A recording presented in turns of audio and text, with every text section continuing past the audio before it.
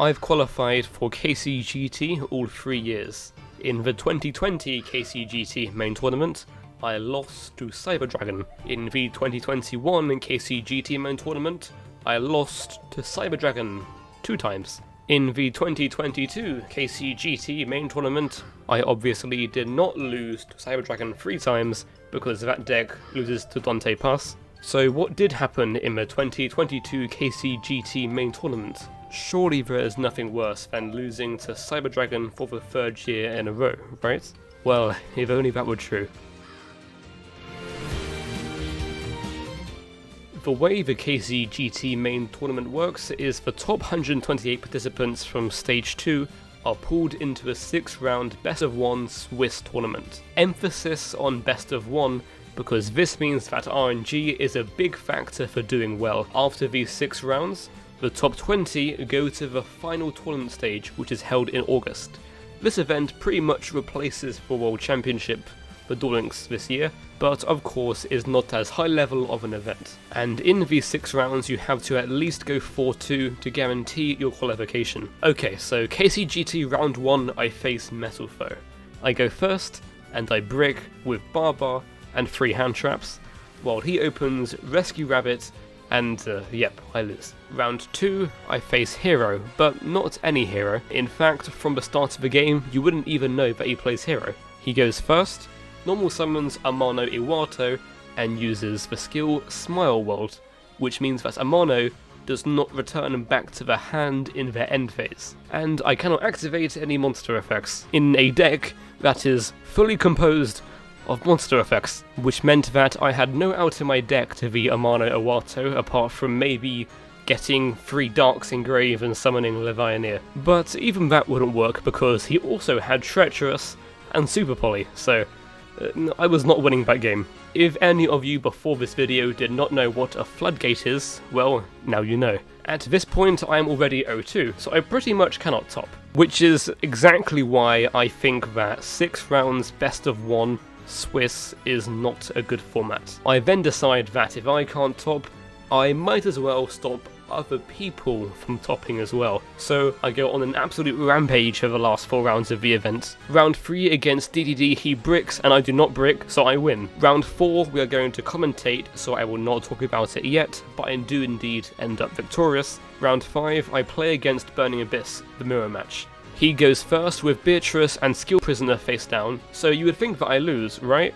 Wrong. After I Diddy crowed his Dante, he didn't really have the option to play aggressive, because he milled Tour Guide. I leave the Beatrice on field to keep him clogged, and eventually I go for Virgil and swing in for game. And then round 6 we will also commentate, but I do indeed end up victorious. So I claw it back from an 0-2 start, finishing at 4-2. 4-2 can top, but since I began 0-2, my tie breaks are not good enough. So next, let's talk about the deck. I only play 1 Chaos Monster because you ideally do not want to draw them in your starting hand. For that 1 Chaos Monster, I went with Levianeer, because it is high impact against everything. The BLS though only feels high impact in the mirror match. If you draw BLS against DDD, it doesn't feel that great. Playing 1 Levy means only 2 Farfa, but that's fine because we can just loop Farfa anyway. Instead of playing BLS, I use DD Crow, because Crow is generally better to draw than any Chaos Monster early in the duel. Even against DDD, you can still Crow the Ragnarok target or sometimes the Slime Engrave. Or if they go for the OTK with Doom King and the Galaxy Eyes to pop itself, you can Crow the Galaxy Eyes Engrave, so then they don't gain the 4000 attack. Crow is only really bad against Odd Eyes, but the hand traps don't stop there, because I also play 3 White Princess and 2 Kite Rays. I prefer these cards to back row, because back row is bad against DDD due to Genghis, Witch and Orphelos. There's a lot of 2-ofs in my BA ratios, which is because I normally want to draw a hand of different BAs to spam the board more easily. I found myself really liking Crane. Since I don't play many Chaos Monsters, I need other ways to play aggressively. And once your grave is set up, Crane by itself makes Breaksword or Virgil. The extra deck is standard. I didn't use Nightmare Shark last time, but that was because then we could play 3 Levy and 3 Farfa, which is the same reason as to why I don't like Destiny Draw anymore. Without having 3 Levy and 3 Farfa, you're a bit more limited with your aggressive plays, so Shark becomes a lot more useful. And yeah, on to gameplay. So this was my round 4 against Gandora. Well, at least at this point, I didn't know it was Gandora, but from Little Yugi, you can assume it's either a mirror match or Gandora normally. But since I was going second, I'm never sure, of course, that they are playing Gandora. So people are quite often playing this card now in Gandora, because they make Beatrice with it. So that is exactly what they are doing here, going to make the Beatrice, and then they use the effective Beatrice, because when you don't summon Beatrice using the Burning Abyss condition, you can use the effect the same time it was summoned. So they send Skill Prisoner to graveyards, put back a card, add Giga Raise to hand, send the other one to the grave. So even though I know that they can disrupt me here with Beatrice effects, I kind of push my cards onto the board anyway, because they don't really generate advantage from disrupting me here. And even if they do disrupt me, I still get the Scam Search in the end phase. But yeah, from Skill Prisoner, they aren't forced to use Beatrice effect here to send Farfa or the Tackle Crusader, but I at least can force the Skill Prisoner here regardless. And yeah, I grab Seer to hand because we milled Tour Guides, sadly.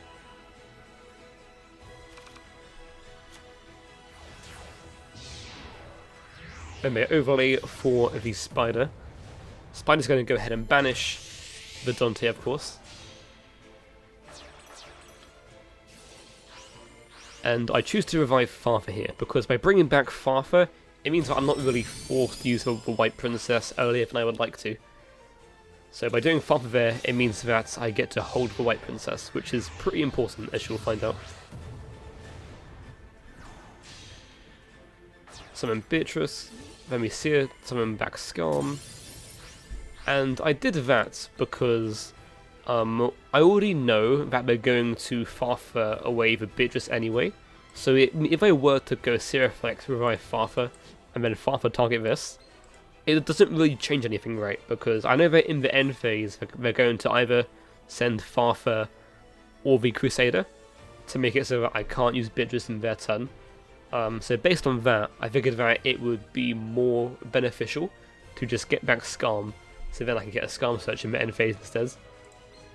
Since doing Farfa Banish, as I just explained, wouldn't really achieve anything, because they're going to do it in the end phase here, regardless. And I grab Rubik to hand to set up a Virtual play for my next turn, if I am to make it to my next turn, of course.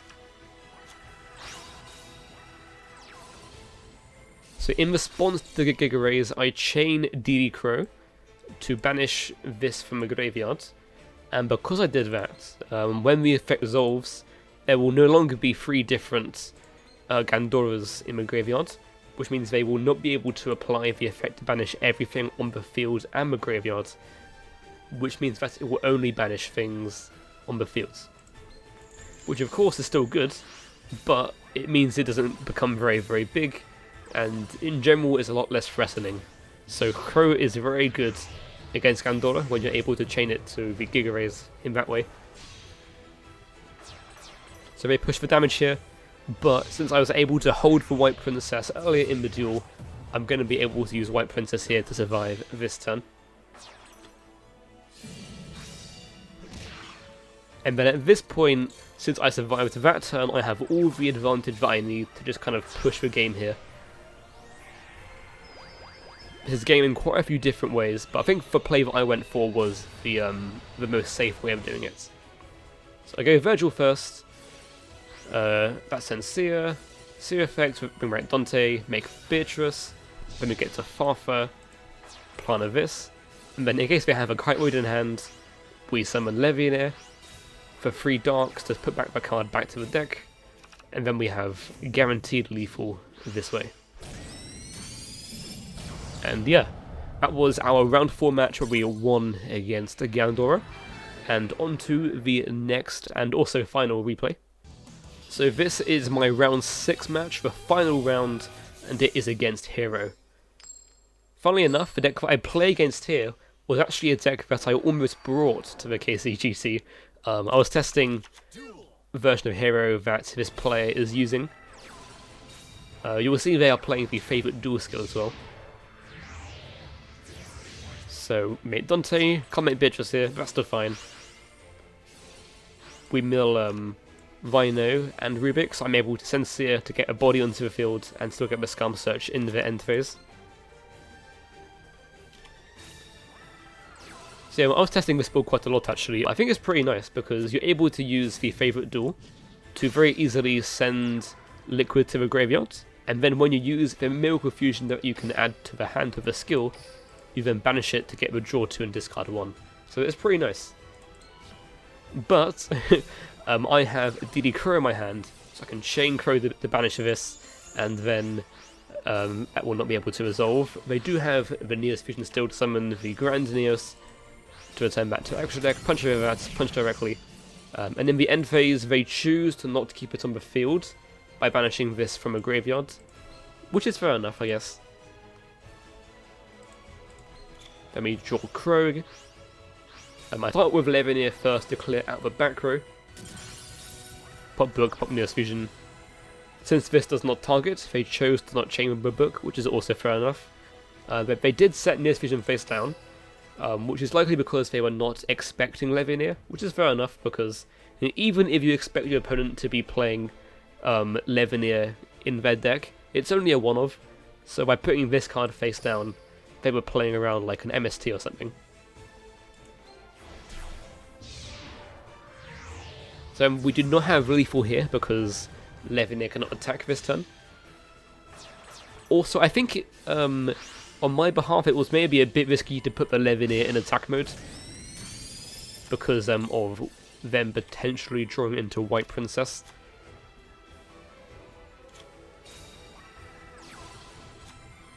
So we grab Patinatrix.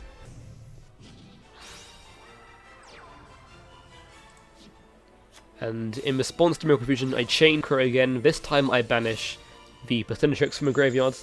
Actually, I had to do this here because otherwise I would have lost this turn. Which is because this skill has another effect, which is when you have a Flame Wingman on the field, you can put Skyscraper onto the field as well. Which means that they could have done that and then have Flame Wingman beat over the Levineer and then burn for 3k, which, as you can see, would have finished me off. So I had to Crow here to either banish the Patinatrix or the Avion, or else I would have lost this turn. Yeah, doing that is it forces them to go for Neos Knight, which they can get draw 2 though, so that's still pretty good for them. Chucks MST because they can see that I played no back row. Then we do the old Seer Dante trick. Since doing this also shields my life points from the Stratos.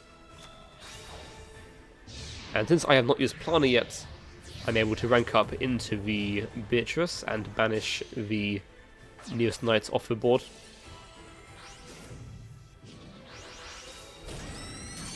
Then Plana, then Swing. I also set this as well for defense, because might as well.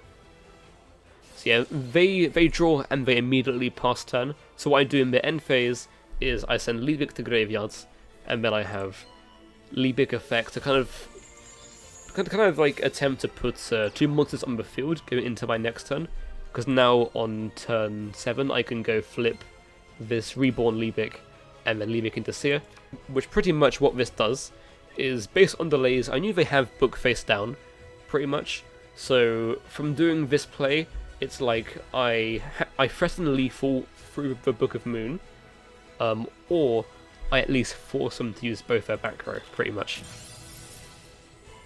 So that's why I went for the Liebig play here.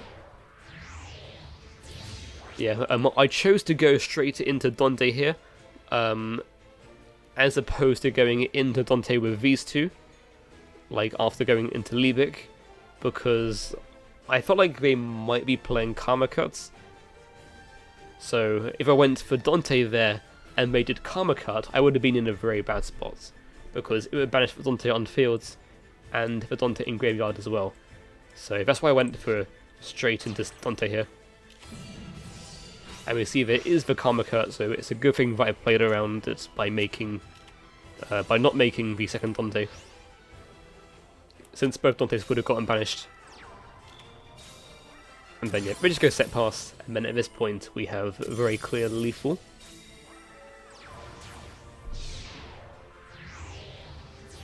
Overlay into Dante, mill 3, half a banished monster, and then there we go. That's going to be GG. So yeah, hopefully you enjoyed the video and the gameplay, and I apologise for my voice. I'm still not 100% well yet, so a bit of a sore throat. But yeah, thank you for watching, hopefully you all enjoyed. That was my KCGT video. Again, I'm not fully back to uploading videos yet, but I might do another video in the next couple of weeks or so. But yeah, anyway, thank you all, have a perfectly balanced rest of your day, and see you all in the next video.